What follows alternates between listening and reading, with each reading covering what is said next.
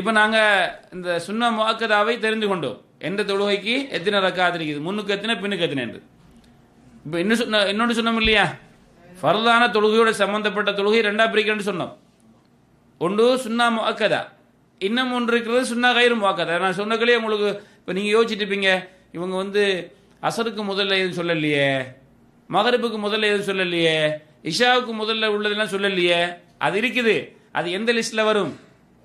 கைரு முஅக்கதாவில் வரும், வலியுறுத்தப்படாத அந்த சுன்னத்தில் வரும். சுனன் கைரு ரவாத்திப், தொடர்ந்தும் தொழாத அந்த லிஸ்ட்ல வரும். பண்ணிட்டீங்களா? அதுவும் ஃபர்தான தொழுகையோட சம்பந்தப்பட்டதுதான். முஅக்கதாங்கிற லிஸ்டுக்குள்ள வராது, ரவாத்திப்ங்கிற லிஸ்ட்ல வராது. அது என்ன தொழுகை?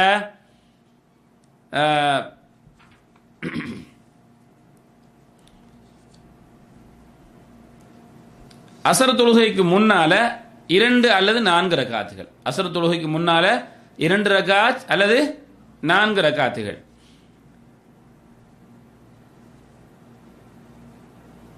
இப்னு உமர் ரலியல்லாஹு தஆலா அவர்கள் அறிவிக்கக்கூடிய ஹதீஸ் இது முஸ்னத் இமாம் அஹ்மதிலே, சுனன் அபூதாவுதிலே, சுனன் திருமதியிலே வருகிறது.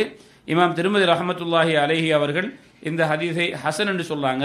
இப்னு ஹிப்பான்ல வருகிறது, அவங்க இந்த ஹதீஸை சஹீஹ் என்று சொல்றாங்க. என்ன அது வருது ஹதீஸ்ல? ரஹிமல்லாஹும் ரஅன் சல்லா கபுல் அஸ்ரி அர்பஆ, ரஹிமல்லாஹும் ரஅன் சல்லா கபுல் அஸ்ரி அர்பஆ. அசர் தொழுகைக்கு முதல்ல 4 ரக்காத் தொழக்கூடிய மனிதனுக்கு அல்லாஹ் அருள் புரிவானாக.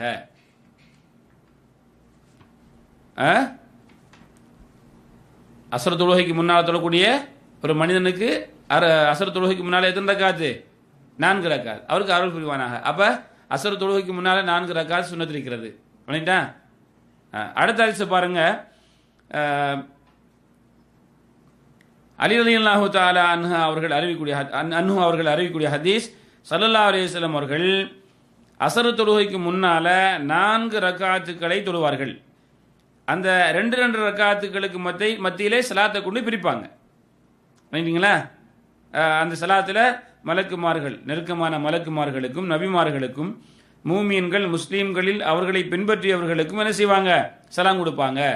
அந்த சலாத்தை யாருக்கு கொடுக்குறாங்க? மலக்குமார்களுக்கு, நபிமார்களுக்கு, மூமியன்கள் முஸ்லீம்களில் அந்த நபிமார்களை பின்பற்றியவர்களுக்கு. அப்போ அஸ்ஸலாமு அலைக்கும் வரஹ்மத்துல்லாஹ்னா யாருக்கு? மலக்குமார்கள், நபிமார்கள், அந்த மூமியன்களுக்கெல்லாம் அந்த சலாம் நாம் சொல்லமா என்று சலாம் கொடுப்பாங்க.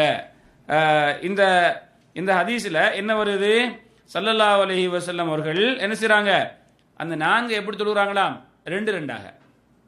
சரியா?